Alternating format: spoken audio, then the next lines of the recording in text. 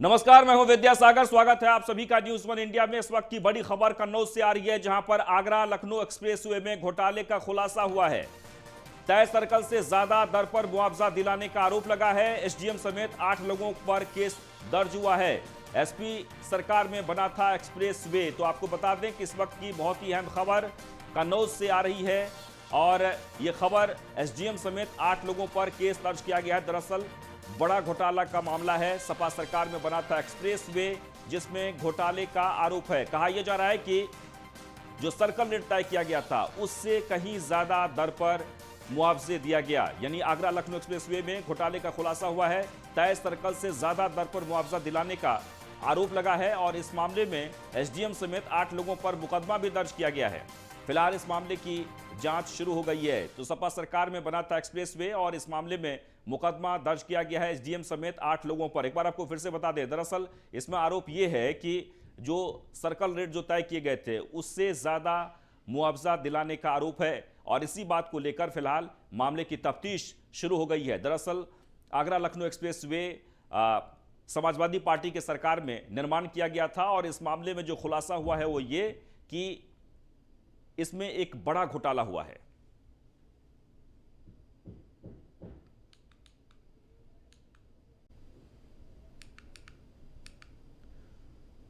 आगे बढ़ते हैं, खबर अयोध्या से है, जहां पर एआईएमआईएम कार्यकर्ताओं ने फिर विवाद बढ़ा दिया है। दरअसल होर्डिंग में रुदौली के आगे शरीफ लिया गया है। कल अयोध्या जा रहे हैं एआईएमआईएम चीफ असदुद्दीन ओवैसी। हाल ही में एक और पोस्टर एआईएमआईएम ने जारी किया था जिसमें अयोध्या की जगह फैजाबाद लिखा गया था और अयोध्या की जगह फैजाबाद लिखने के बाद विवाद शुरू हो गया था, लेकिन फिर से एक पोस्टर जारी किया गया है। दरअसल इस बार असदुद्दीन ओवैसी अयोध्या से 2022 विधानसभा चुनाव को लेकर अपनी तैयारी की शुरुआत करना चाहते हैं, यानी कि वहीं से आगाज होगा। एक रैली को संबोधित करेंगे।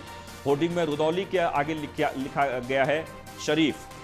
कल अयोध्या जा रहे हैं एआईएमआईएम चीफ असदुद्दीन ओवैसी। हाल ही में एक और पोस्टर एआईएमआईएम ने जारी किया था जिसमें अयोध्या की जगह फैजाबाद लिखा गया था और उस पर भी विवाद हुआ था।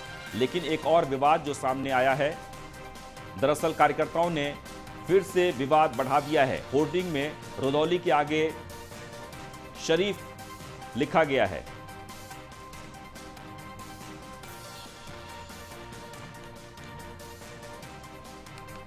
तो एक बार आपको फिर से बता दें कि 2022 विधानसभा चुनाव को लेकर सभी पार्टियां जोर शोर से तैयारी में जुट गई है। इस बार असदुद्दीन ओवैसी अयोध्या से इसकी शुरुआत करने जा रहे हैं, यानी अयोध्या में एक बड़ी रैली को संबोधित करेंगे असदुद्दीन ओवैसी कल, और इसके बाद पूरे उत्तर प्रदेश में जगह जगह उनका कार्यक्रम होगा। लेकिन कार्यक्रम से पहले ही विवाद देखने को मिल रहा है।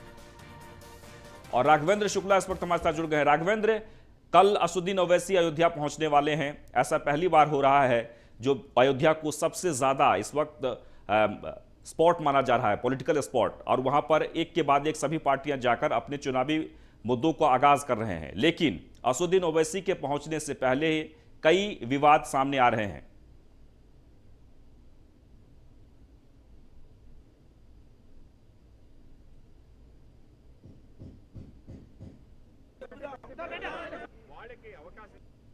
असदुद्दीन ओवैसी जो ऑल इंडिया मजलिस इत्तेहादुल मुसलमीन यानी एआईएम के अध्यक्ष हैं, अयोध्या पहुंच रहे हैं कल 7 तारीख को, और वह चुनावी आगाज करेंगे। अपने चुनाव पार्टी के कार्यालय का उद्घाटन भी करेंगे।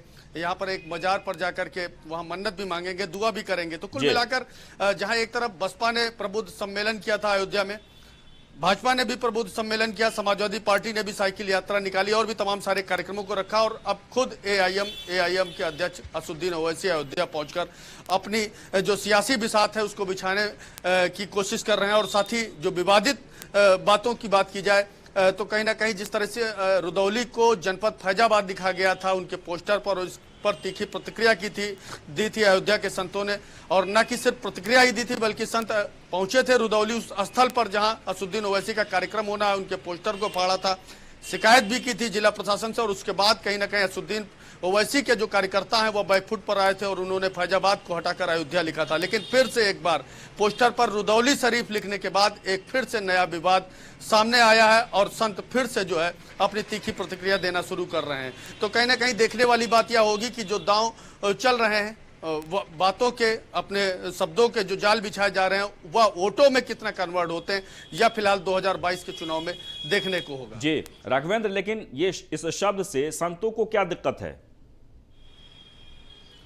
देखिए, अयोध्या को जो है कहीं ना कहीं सनातनी परंपरा का एक गढ़ देखा जाता है। अयोध्या से कहीं ना कहीं भगवान राम और आध्यात्म की दुनिया है उसकी शुरुआत देखी जाती है, और अयोध्या से लोगों का एक ऐसा रिश्ता देखा जाता है जो धर्म का रिश्ता है, जो उनके जीवन का रिश्ता है। और उसमें अगर कोई शरीफ शब्द या कहीं अन्य किसी धर्म की बात होती है तो संत अपने आप में जो है दुखी होते हैं। और शायद यही कारण है जब असदुद्दीन ओवैसी ने अयोध्या के नाम को फैजाबाद लिखा था और रुदौली शरीफ लिखकर फिर से एक बार कहीं ना कहीं एक चुनाव नए अंदाज में रखा है, जिसमें मुस्लिम वोटों के तुष्टीकरण यानी मुस्लिम वोटों को बटोरने की एक बड़ी कोशिश की है, ध्रुवीकरण करने की कोशिश की है। तो ऐसे में जो लाजमी है कि जो अयोध्या का संत है वह नाराज होता है और दुखी होता है।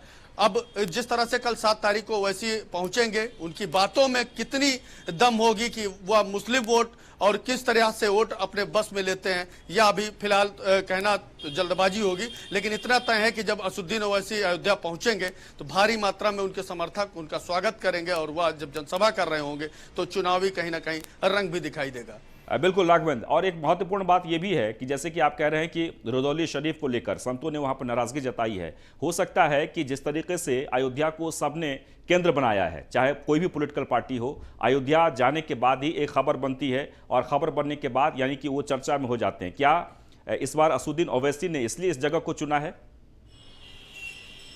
निश्चित तौर पर साल 1990 के दौर से लगातार रक्त रंजित इतिहास लिखा गया अयोध्या में, और 90 के दशक से हर एक पार्टी के कार्यकर्ता और नेता अयोध्या को सियासत की धुरी मानते रहे हैं। और इस बार जब राम मंदिर का निर्माण की शुरुआत हो चुकी है, अयोध्या में एक भव्य मस्जिद के भी निर्माण की शुरुआत हो चुकी है, तो असदुद्दीन ओवैसी हैदराबाद से अयोध्या पहुंच रहे हैं और अयोध्या से ही अपने चुनाव का आगाज करने जा रहे हैं। बहुत बहुत शुक्रिया।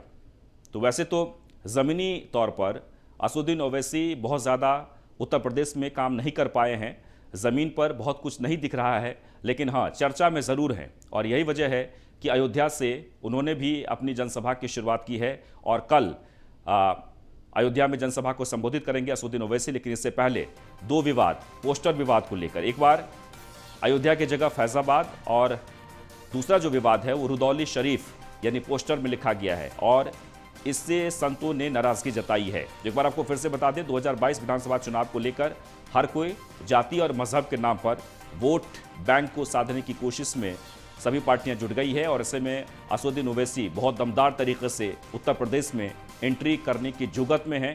और ये 2 तस्वीर हम आपको दिखा रहे हैं। देखिए, असदुद्दीन ओवैसी का अयोध्या दौरा, यानी कल वो कार्यक्रम को संबोधित करेंगे, लेकिन इससे पहले भी विवाद हुआ था। विवाद इस बात को लेकर कि पोस्टर में अयोध्या के बजाय फैजाबाद लिखा गया। दरअसल फैजाबाद शहर का नाम पहले था, लेकिन उत्तर प्रदेश में बीजेपी की सरकार बनने के बाद फैजाबाद की जगह अयोध्या कर दिया गया,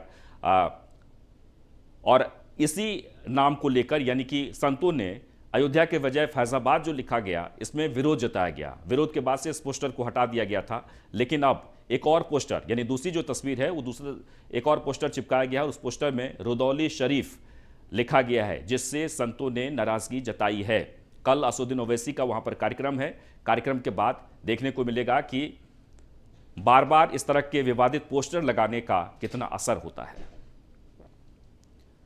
चलिए आगे बढ़ते हैं। लखनऊ में कांग्रेस नेता इमरान प्रतापगढ़ से हमारी संवाददाता नगमा शेख ने खास बातचीत की है। इस दौरान उन्होंने कहा कि कांग्रेस परिवर्तन संकल्प के जरिए यूपी में एक नया परिवर्तन लाएगी, और क्या कुछ कहा उन्होंने, सुनिए। सम्मेलन है यहाँ पर और इमरान प्रतापगढ़ी जो अल्पसंख्यक के राष्ट्रीय अध्यक्ष है वो हमारे साथ मौजूद हैं। इमरान जी, क्या कहेंगे, आज संकल्प परिवर्तन रैली सम्मेलन में आप शामिल हो रहे हैं, क्या कहना चाहेंगे? देखिए, आज हम पीसीसी में बैठ करके चुनावी शुरुआत कर रहे हैं और यह संकल्प ले रहे हैं कि ये जो सरकार है जो तानाशाही पे उतारू है, जिसे लोकतंत्र में विश्वास नहीं है, हम उसे उखाड़ फेंकेंगे, उसे बदलेंगे। कांग्रेस पार्टी ही ये काम करेगी, कोई क्षेत्रीय दल नहीं कर सकता है। आज जो बीजेपी के अध्यक्ष स्वतंत्र देव सिंह ने उन्होंने कहा है कि सपा कांग्रेस और बसपा को वोट देना पाप है, उस पर क्या कहना चाहिए? देखिए, वो चुनाव को एक मोड में ले जाने की कोशिश है। वो कैसे तय करेंगे कि पाप है? मेरी नजर में तो गंगा में बहती हुई लाशें जिसकी वजह से बही हैं वो पाप है। मेरी नजर में तो गंगा के किनारे जो शवों से रामनामी दुपट्टे उतारे गए थे कोरोना पीड़ितों के, वो पाप है। स्वतंत्र देव सिंह जी तय नहीं करेंगे कि क्या पाप है, जनता तय करेगी कि क्या पाप है। हर तरफ ब्राह्मण सम्मेलन चल रहा है और लोगों को जोड़ने की कोशिश चल रही है, कांग्रेस क्या कर रही है? देखिए, कांग्रेस किसी वर्ग विशेष की पार्टी नहीं है। कांग्रेस संविधान से चलती है, कांग्रेस सर्वदलों की पार्टी है। और ये जो माइनॉरिटी डिपार्टमेंट है, इसका भी मतलब मुसलमान नहीं है, जैन है, पारसी है, सिख है, ईसाई हैं, 6 कम्युनिटीज, बौद्ध हैं, मुसलमान है, 6 कम्युनिटी मिलाकर के माइनॉरिटी डिपार्टमेंट बनता है। किसान महापंचायत में एक तरफ अल्लाह अकबर और हर हर महादेव के नारे लगे थे, इसमें क्या कहना चाहिए? हम ऐसे जो भी समाज को जोड़ने का नारा होगा, हम ऐसे हर नारे का स्वागत करते हैं। इमरान प्रतापगढ़ी जिन्होंने बताया कि जो कांग्रेस है हर वर्ग की राजनीति करना चाहती है और आज इस सम्मेलन के जरिए कांग्रेस में यहाँ पर आए हैं और सभी को जोड़ने की पूरी कोशिश करेंगे। वीडियो जर्नलिस्ट समीर के साथ Nagma Shaikh, news one India, Lucknow.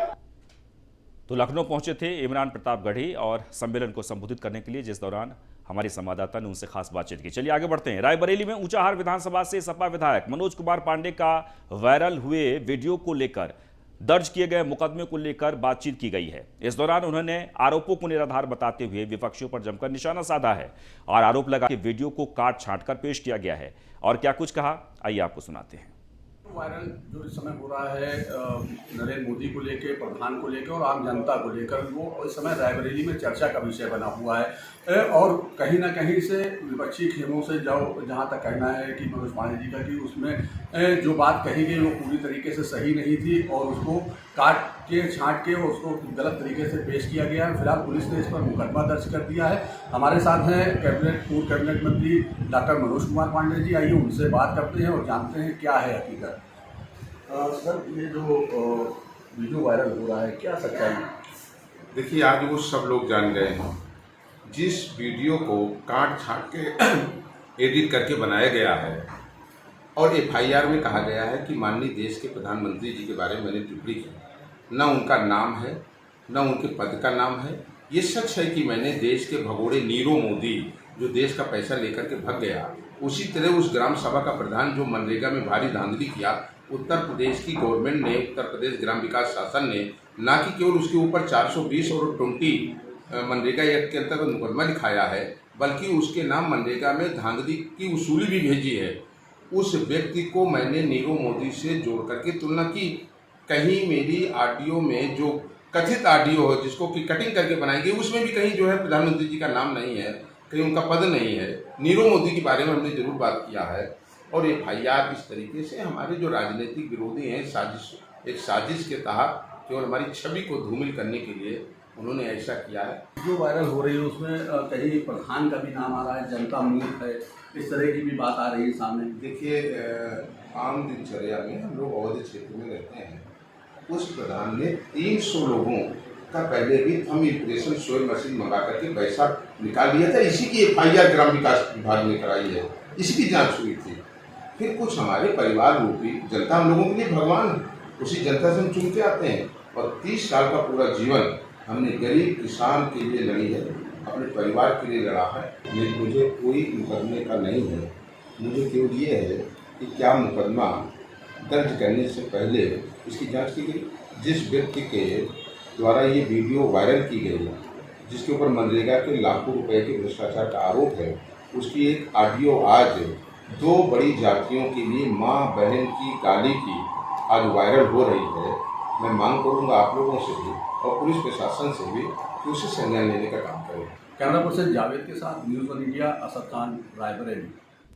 Mukhtar Ansari के गुर्गों पर पुलिस का शिकंजा कसता जा रहा है। 7 साल पहले आजमगढ़ में सड़क निर्माण के दौरान मजबूर एक मजदूर की हत्या कर दी गई थी और उसी मामले में पुलिस ने मुख्तार अंसारी के करीबी शातिर बदमाश अनुज कनौजिया के घर की कुर्की की गई है। अनुज पिछले कई साल से फरार चल रहा है। पुलिस ने अनुज पर 50,000 रुपये का इनाम भी रखा है। दरअसल 2014 में आजमगढ़ के एरा कला गांव में सड़क निर्माण करा रहे ठेकेदार के ऊपर जानलेवा हमला हुआ था। हमले के दौरान एक मजदूर को गोली लग गई और उसकी मौत हो गई थी। मामले में 11 लोगों के खिलाफ मुकदमा दर्ज किया गया था, जिसमें से 10 लोगों को गिरफ्तार कर लिया गया है, जबकि एक आरोपी अनुज कनौजिया अभी भी फरार है। मुख्तार अंसारी और उसके गैंग के जितने मेंबर्स हैं वो हमारे यहाँ स्टेट लेवल का माफिया है हमारे जनपद से, और उसके ऊपर लगातार कार्रवाई की जा रही है। गैंगस्टर एक्ट की कार्रवाई पहले उस पर की गई थी, उसी के तहत उसकी जो भी संपत्तियां हैं उनके बारे में खोजबीन किया जा रहा है और कुछ संपत्तियां मिली हैं जिनको कुड़क किया जाए ना, बहुत जल्दी 14 गैंगस्टर एक्ट के अंतर्गत कुड़की की कार्रवाई की जाएगी। सर, पूर्वांचल और उत्तर प्रदेश में कई जगहों पर उसने अवैध संपत्ति अर्जित की है, तो उस पर किस तरीके से आजमगढ़ पुलिस ने कार्रवाई की है? देखिए, हमारा जनपद और मऊ जनपद दोनों से वो दोनों का सम्मिलित रूप से माफिया है और जहाँ जहाँ भी उनकी संपत्तियां हैं वो उनका पता लगाया जा रहा है और जल्दी ही उसे कुड़क भी किया जाएगा। वह हरदोई में सवारियों को बैठाने को लेकर 2 बस मालिकों में हाथापाई हो गई। दोनों ने जमकर बवाल किया, जिसका वीडियो सोशल मीडिया पर वायरल हो गया। कोतवाली शहर क्षेत्र के नुमाइश चौराहा का पूरा मामला है।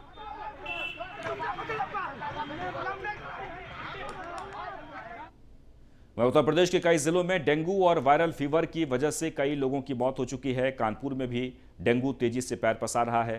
कुरसौली गांव में करीब 300 लोग बुखार की चपेट में हैं। ऐसे में गांव में दहशत का माहौल है। कई लोग अपना घर छोड़कर पलायन करने को मजबूर हैं। हालांकि स्वास्थ्य महकमे ने गांव के ही स्कूल में कैंप लगा दिया है। डेंगू की सैंपलिंग अब गांव में ही की जा रही है। नोडल अधिकारी अनिल गर्ग के साथ जिलाधिकारी आलोक कुमार तिवारी ने आज पूरे गांव का निरीक्षण किया। वहीं नोडल अधिकारी ने बताया कि गांव की स्थिति पहले से बेहतर है और 16 लोगों में डेंगू की पुष्टि हुई है, जिसमें 14 लोग ठीक हो चुके हैं। उधर ग्रामीणों ने कहा कि अगर पहले ही इलाज के लिए प्रशासन इतना गंभीर होता तो कई लोगों की जान बच गई होती और लोग पलायन नहीं करते। जो इस गांव में लोग एडमिटेड थे, जिलाधिकारी महोदय द्वारा यहाँ पे 100 से ज़्यादा लोगों की सैंपलिंग कराई गई। उसमें 14 लोगों को पुनः डेंगू के मरीज का वो मिला था, लेकिन उन 16 लोगों को मिला था। 14 लोग बिल्कुल ठीक हैं, उनको कोई सिम्टम बुखार के नहीं है। अभी आप हमारे साथ देखा भी थे आप लोगों ने कि डॉक्टर ने जाके चेक भी किया, बुखार लोगों का बुखार भी ठीक है, उनका SpO2 भी ठीक है। वह मथुरा के बलदेव इलाके आपसी रंजिश को लेकर 2 पक्षों में विवाद हो गया, जिसमें एक महिला समेत कई लोगों के बीच जमकर लात घूंसे चले। मारपीट का वीडियो सामने आया है। मौके पर पहुंची पुलिस ने आरोपी को हिरासत में ले लिया है। फिलहाल वीडियो के आधार पर और आरोपियों की पहचान की जा रही है।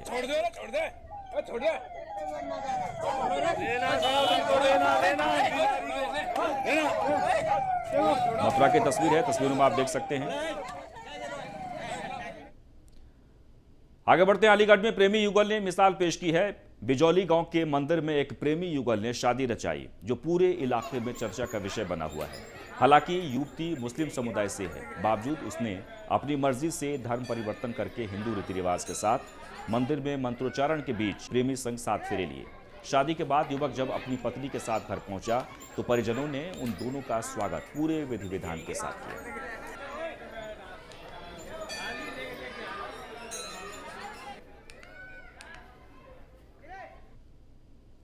महोबा में डॉक्टर की लापरवाही सामने आई है। कुलपहाड़ प्राथमिक स्वास्थ्य केंद्र पर मरीज की आंख में दवा डालने के बाद उसे आंखों की रोशनी चली गई। पीड़ित की शिकायत के बाद कमिश्नर दिनेश कुमार सिंह ने सीएमओ को डॉक्टर को हटाने के निर्देश दिए हैं। हालांकि पीड़ित का जिला अस्पताल में इलाज चल रहा है। समस्या आई थी।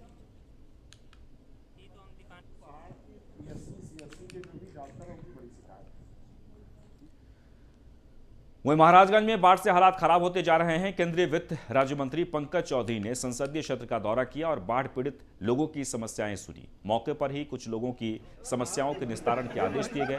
निचलौल के राजाबारी, झरवलिया समेत कई बाढ़ प्रभावित इलाकों का दौरा किया गया। जिला स्तर पर लोगों को राहत सामग्री भी पहुंचाई जा रही है।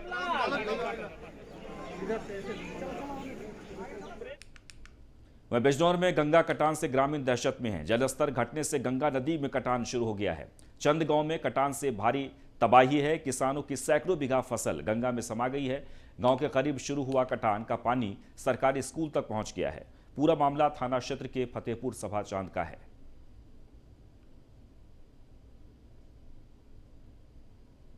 और इसके साथ ही इस बुलेटिन में फिलहाल इतना ही, लेकिन आप बने रहें न्यूज़ 1 इंडिया।